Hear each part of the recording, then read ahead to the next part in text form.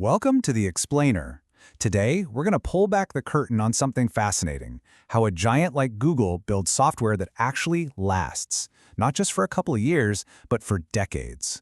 It's an incredible look into what it takes to build things that are truly meant to endure. Okay, so first things first, we have to get this straight. Software engineering is not just a fancier term for programming. It's a whole different beast. You know, programming is often a solo mission, right? You're solving one specific problem, and that code might not even be around next week.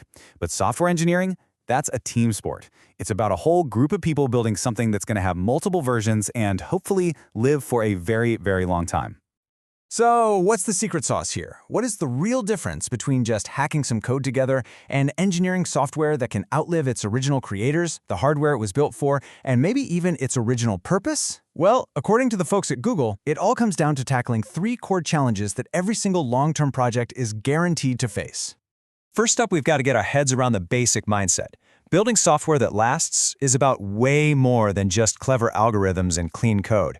It's about seeing a much bigger picture.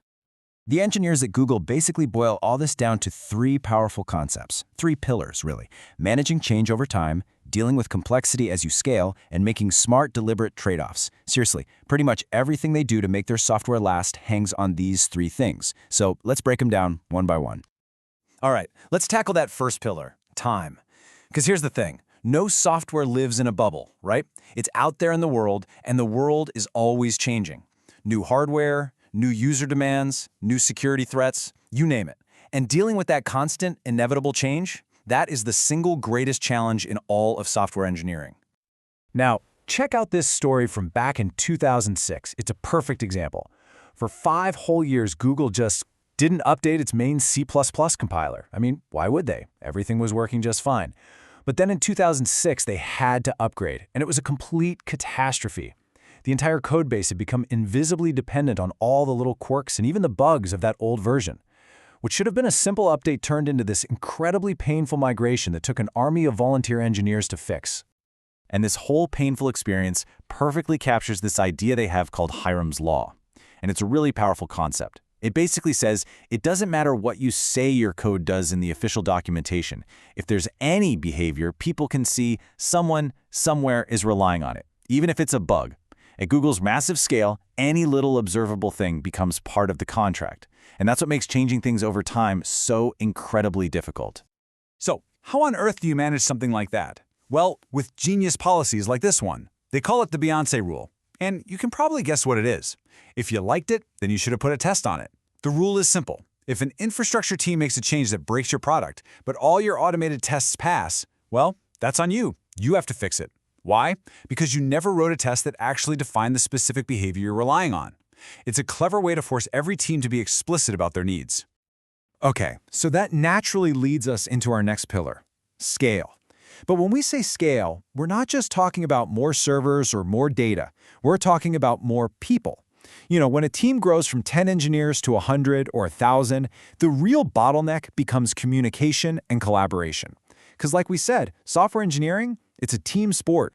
And to get that teamwork right, especially at that scale, there's this one cultural idea that is absolutely critical to get into everyone's head. You are not your code. Getting feedback on something you wrote can't be a personal attack. It has to be seen as part of the process of making the project better for everyone. You have to separate your ego from the code you write. That's what opens the door for real, honest, objective feedback. And you can see how that plays out in practice right here. It's the difference between explaining something to help a teammate learn versus explaining it just to show off how smart you are. It's about having a real discussion to find the best answer, not starting an argument to see who wins. Ultimately, it's all about creating what they call psychological safety, where it's safe to ask questions and challenge ideas without being judged. And this leads to a pretty blunt but super effective concept, the bus factor. Basically, how many people on your team need to get hit by a bus before the whole project is toast? Yeah, it's a little grim, but it gets the point across. The goal is to make that number as high as possible. And you do that by sharing knowledge, writing great documentation, and making sure that no single person is a single point of failure. All right, and that brings us to our third and final pillar, the one that kind of ties everything together, making smart, conscious trade-offs. Because let's be real, in engineering, there's almost never one single right answer. It's all about balancing different priorities. So to really get this, let's think about a simple question. How much does a whiteboard marker cost? Like less than $1, right? So why not lock them up in a supply closet? It makes sense. You don't want people just walking off with them. Well, at Google, the supply closets are unlocked. And that's not an accident. It's a very deliberate trade-off. They've decided that the tiny cost of a few lost markers is absolutely nothing compared to the massive cost of killing a great idea in its tracks because someone couldn't find a pen. And that's the real question they're answering, isn't it? What's the cost of a derailed idea? You can't put a number on it, but it is huge. So the big takeaway here is that great engineering isn't about getting rid of all costs.